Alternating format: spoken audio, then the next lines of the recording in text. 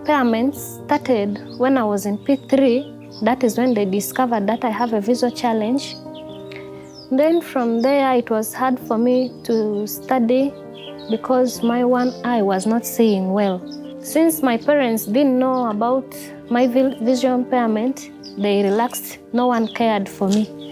Now, the other one completely went off. I could not see anymore. I dropped out of school when I was in P3. Then there was an advert in the radio that there are some doctors coming to the eye clinic to come and check the eyes.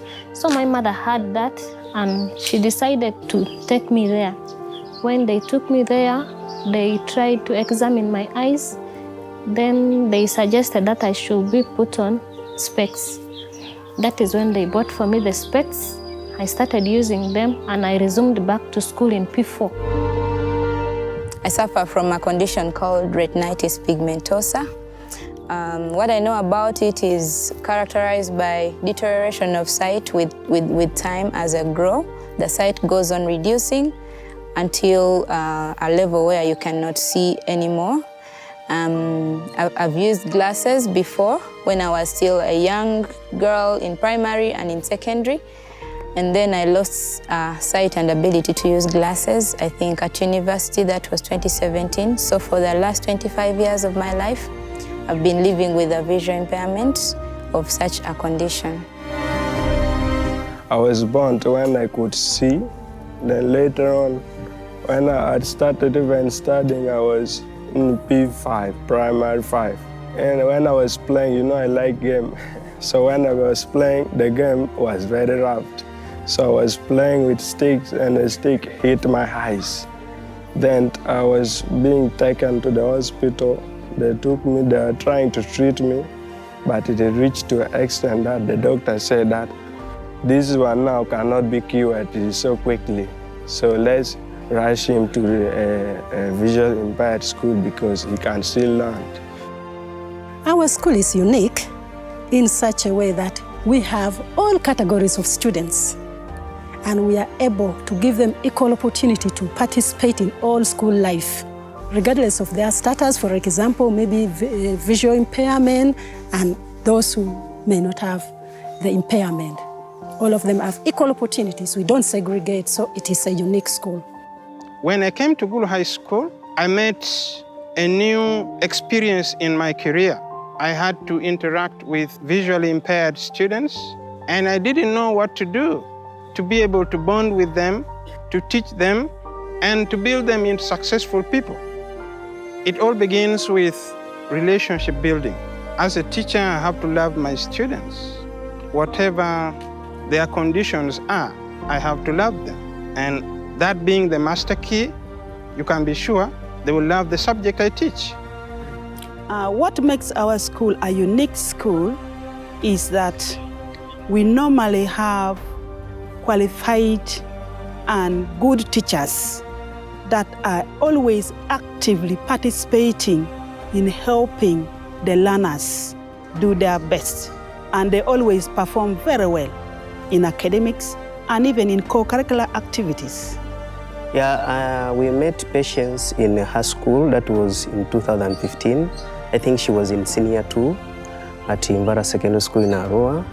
And we saw that she really needed our support in our program. When she came here, it was a new place to her.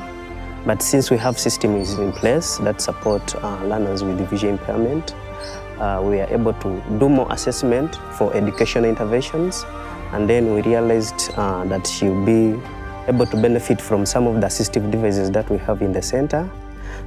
At school, I help my peers, like the visual impaired. Since I have this little sight, I guide them when they get lost. I also help them in printing, typing work, doing coursework since I have my little sight to search in the phone. At home, I do the home chores like washing utensils, sweeping the compound. I think I do have the same opportunities to participate actively in all life aspects, at school, home, and in the society. I do have the same opportunities because I believe I have learned enough skills and I've had the chances to be able to know how to go about things at any time in life. I do help people out in my community, at home and at school.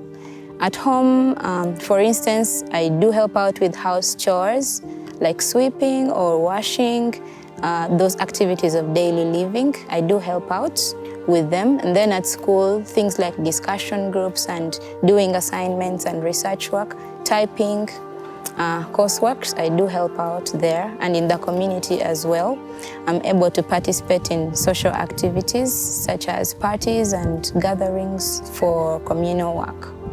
To a larger extent, I mostly use a laptop or a computer to do my daily work, that is typing or writing notes and doing research in school and also doing some project work.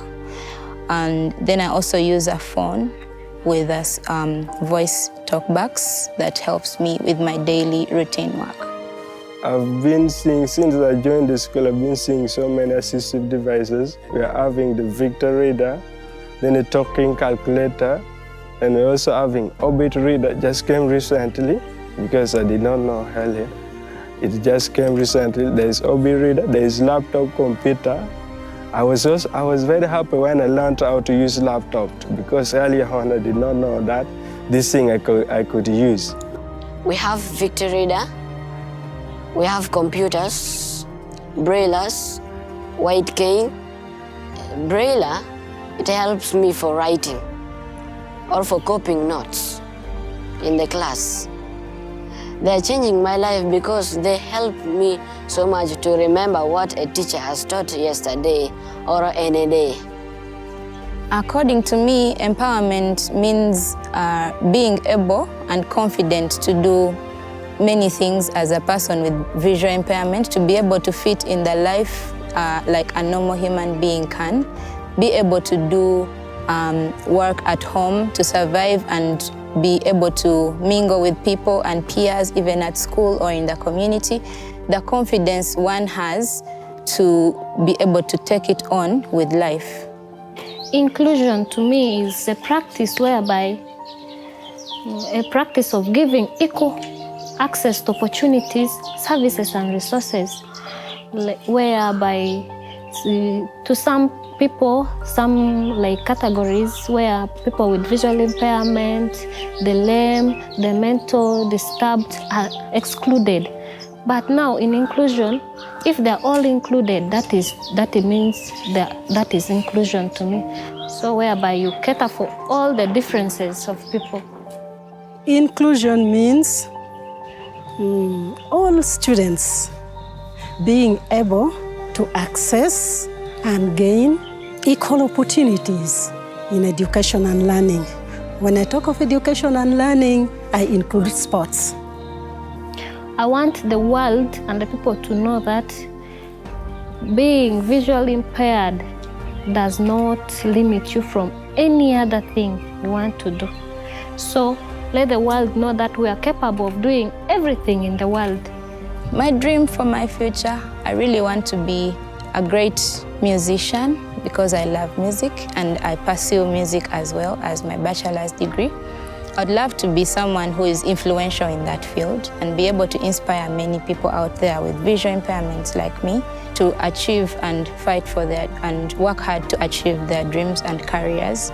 So that's what I hope to be or to do in my life. My dream is, since I was in P2, I've been dreaming that people are teaching me, why shouldn't I teach people also? So I would like to become a teacher so that I also teach others more. Okay, the message that I have to people with visual impairment, that they have to have trust in God and they have to know that God can do anything in their life. They have not to think of their blindness, that's why are they blind or why are they like that, but they have to thank God for how they are only.